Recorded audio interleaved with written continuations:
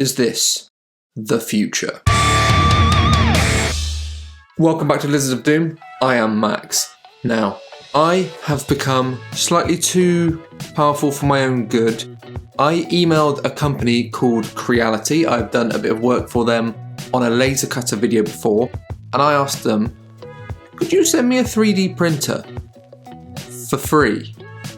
And they obliged. They sent me the Hallet Mage Pro and all the gubbins that goes with that. They sent me the kind of top tier curing and washing station as well, and they sent me 2 bottles of their high detail 8K resin.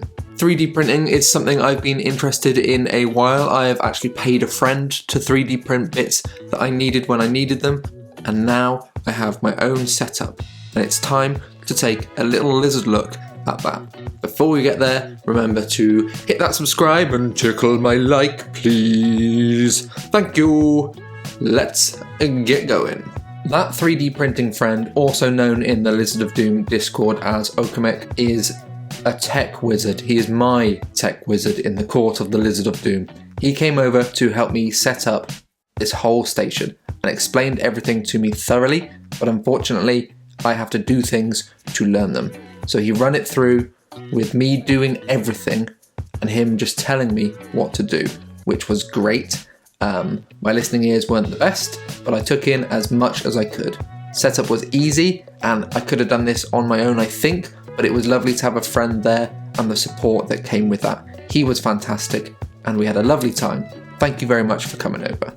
Now, this video is not sponsored by Creality. They did send me this for free, but I have no obligation to them to make a video or to do anything positive regarding this machine. So this video is a real opinion piece, if you will. We got everything set up and started the first test print. This was going to be just a little Tau drone, and it takes a lot longer than you realise when you see people in videos knocking out 3D printing. This took a couple of hours to get through this one Tau drone. It all goes on the height. The taller it is, the longer it takes. But when that was done, it was time to move on to the washing and curing station. This tub is full of isopropyl alcohol. That is the best way to wash the uncured resin off of the rest of the miniature. The only extra thing I bought for this that doesn't come as standard is a magnetic build plate, and that was on my friend's recommendation, and it was very useful. So if you're getting a 3D printer, I would look up a magnetic build plate for that, because otherwise you have to do what I'm doing here and unscrew the whole build plate and take it all off every time. But if you just have a magnetic build plate, what you can actually do is just peel off this steel layer because you've stuck a big magnet to the standard build plate, and then you have a nice, easily transportable, less messy way of taking your miniatures off of the 3D printer.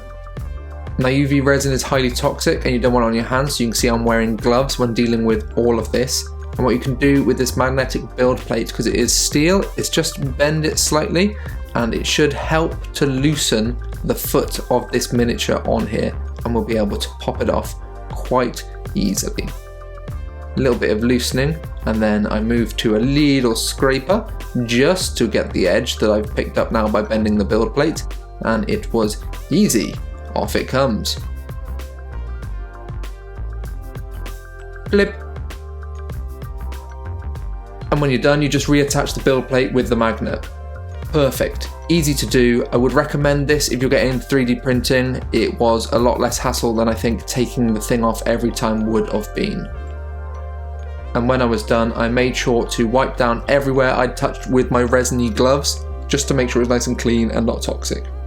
This is a messy process, and you're going to need a lot of kitchen towels or tissues to soak up that resin and a bit of isopropyl alcohol to clean it up wherever you splash it. Not recommended to splash it, obviously, but it is going to happen at some point. Now, this is also the curing station as well as the washing station. So it has a feature where you can't run it without the top on, because that is like a UV protective layer. This orange casing isn't just nice and for show, even though it looks great. It is functional. So to run the machine, you need this on.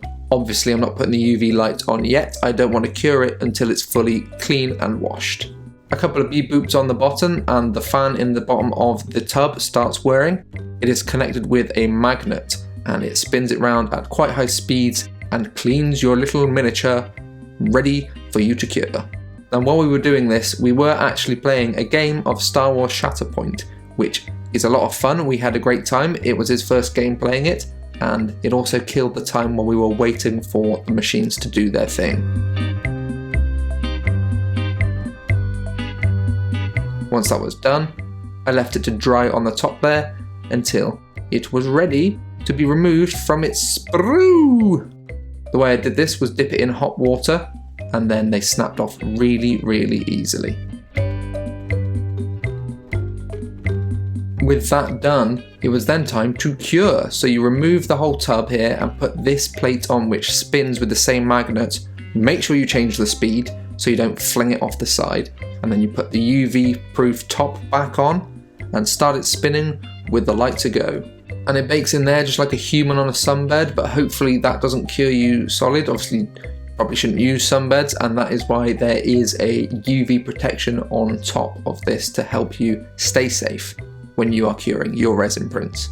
After the curing's done, the resin's there, maybe a few little scrapes with a scalpel or a little bit of sanding, wearing a mask, the dust is dangerous, and your miniature is ready.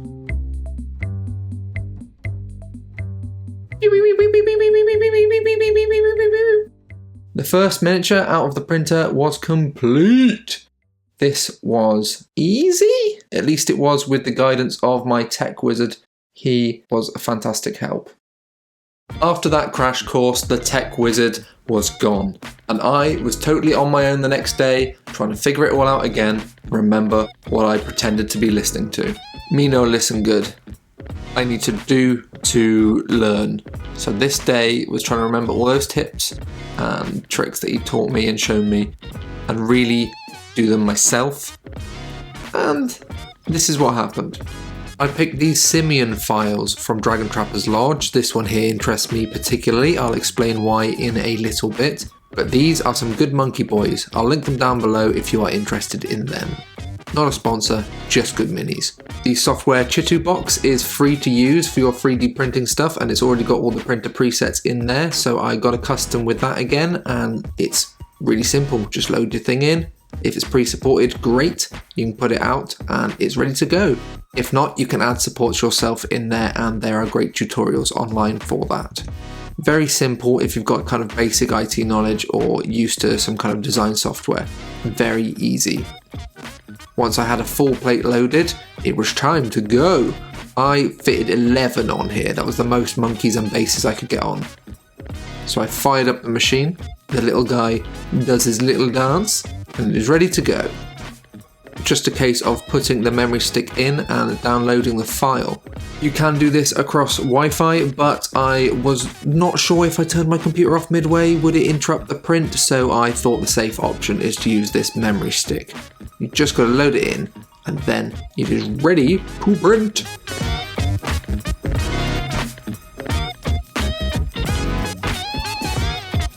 This is where I made a mistake. I clicked on this file settings rather than printer settings. I don't know what was wrong with my file settings, but something bad was about to happen. The print took ages and ages and ages, but it failed.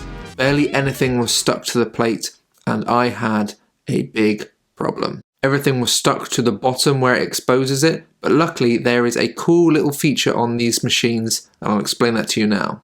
There is a marvellous feature on 3D printers that I wasn't aware of till now to help you clean them when prints fail. So you press a button that says clean and it cures the bottom layer of resin, and then theoretically you can just peel off that bottom layer of resin. Everything that had misprinted is now sealed in that layer and it all comes off with it. Job done, Bob's your uncle, funny's your aunt. I put down this cardboard to protect my table from the toxic resin, and the first thing to deal with was the little bits that had actually stuck to the build plate, but because of the magnetic build plate, this was very easy to get off.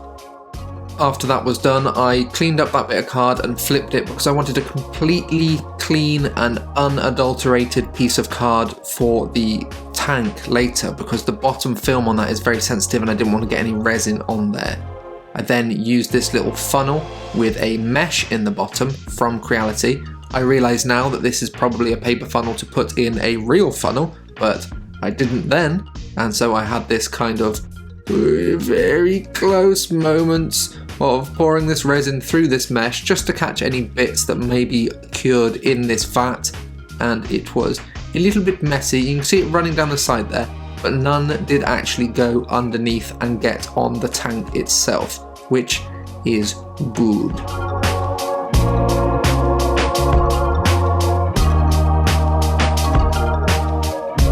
Once I had all that resin back in, it was time to deal with the layer that had cured on the bottom. With some clean gloves on, I gently rolled my hand on the underside of the film, not pressing, just gently rubbing against, and it popped up a little side for me to get off there. It was still a little bit hard to catch, so I repeated the process until it was easy to get a little bit of an edge with the scraper. Plastic scraper, not metal. You do not want to scratch this film. That is very important for exposing the miniatures.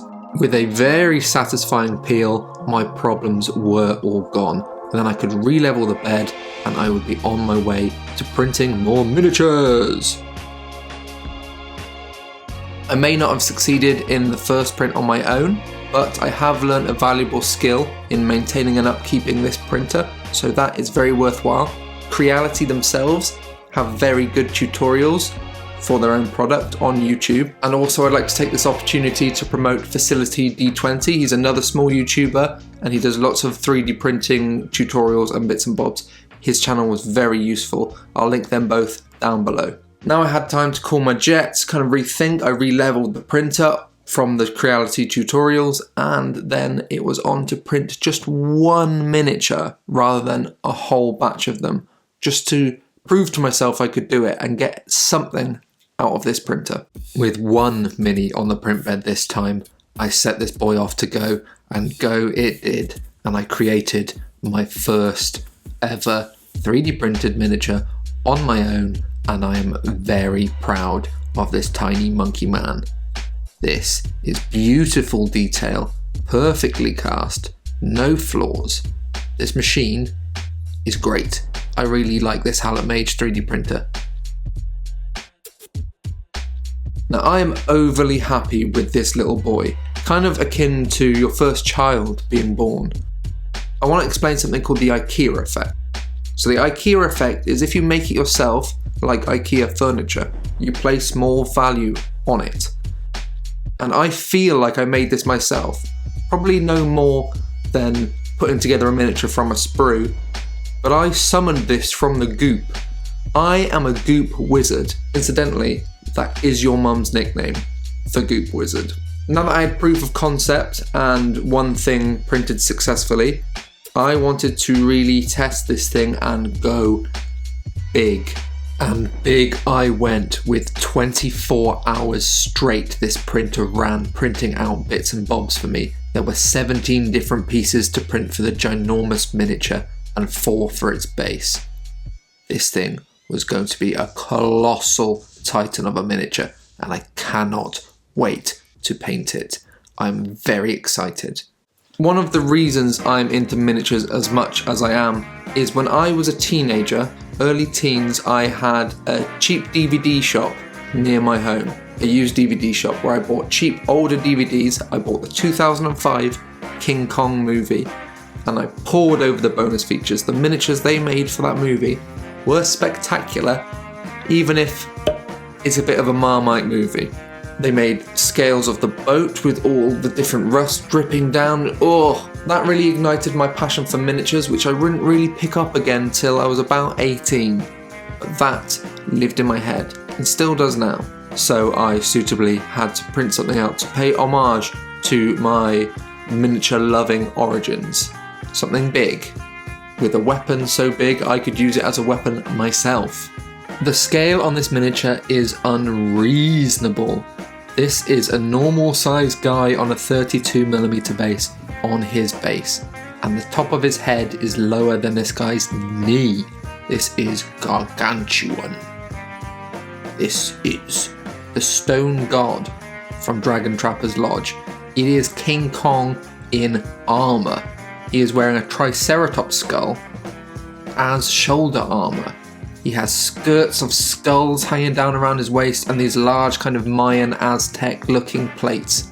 It is gorgeous, and the printer printed it out in perfect definition.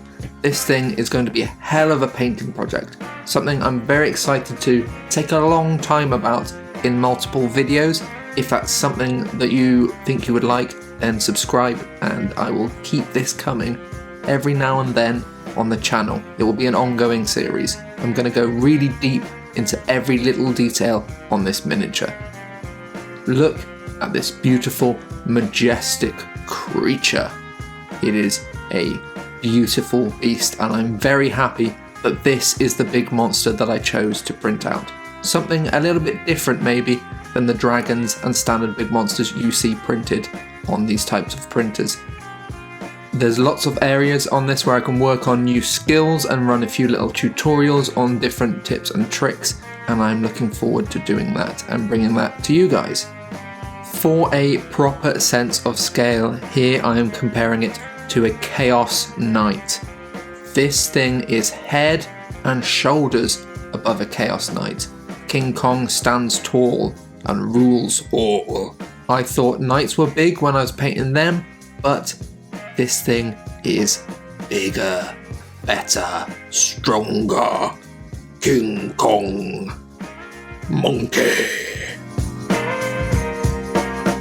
Now, as far as the lizard score goes for all of this shenanigans I've done, ease, I'm going to give this a 3. The computer program was easy if you're quite computer literate and you've got a little bit of design experience. The overall troubleshooting was a little bit harder, and I was very glad that I did have a friend who is good at this kind of thing and experienced. He was undeniably amazing. Thank you, Tech Wizard. A 3, I think, is fair for ease. The machine itself from Creality, the Hallet Mage Pro, and then the wash and curing station, it is great. My Tech Wizard actually said it's better than his. He's got a 4K one from a different company, and he was impressed with this machine too. This is a good machine, thoroughly recommend. 5 lizards. Now, utility and usefulness. So utility will give this a 5. I've needed parts 3D printed in the past for kit bashes and stuff. It's incredibly useful as a miniature hobbyist. Why would you not want a 3D printer? Very useful. As far as price goes, and this is no reflection on the Creality Hallet Mage series, because it's a kind of reflection on all 3D printers. It's expensive to start. I think that's well established now, we know that, but so is a game like Warhammer 40k. I will not be buying more Warhammer, I will keep buying Warhammer miniatures, so I think that it's kind of not true when people say the amount you'll save on miniatures, because I'll still be buying miniatures, but maybe less often now. It's about as expensive as getting a large 40k army, and then you could probably print it and get your money back, but I don't feel like it's getting your money back because you probably still want to buy stuff. You know what I mean? I think 3 is fair for price on 3D printing. A lot better than it used to be, for a lot better quality. Now, fun. I was thinking of docking points for the stress when it failed to print, but I did learn really useful skills when it did, so it's got to be a 5. So that is pretty good. 5 lizards there, bringing our total to, I've lost track, to this. So thank you to my Patreons. If you would like to join them, there's a link up there, shablam, and there's a link down in the description as well. There's going to be a lot of links in this description. Thank you Creality for sending this out to me. This is fantastic. Not a sponsored video, but if you do want to pay me to do a few more videos, I wouldn't mind. If you would like a 3D printer like this as well, because I have done work with the ad agency that gave me the job for the Creality laser cutter, I can now generate links that give me a slight commission, so those will be down below. And my Patreons, if you're interested in getting a 3D printer yourself, I can generate some discount codes through that as well for Creality stuff. We'll see if they work. Join the Discord if you would like. We are about to start a 40k campaign. One of the Patreons, Buggerit, is starting that and set it all up, and it looks like it's going to be very easy to join and play from wherever you are in the world. Remember to subscribe, tickle that little like button, leave a comment for the algorithm, and I will see you next time. It's not a pile of shame, it's a pile of future fun. Peace!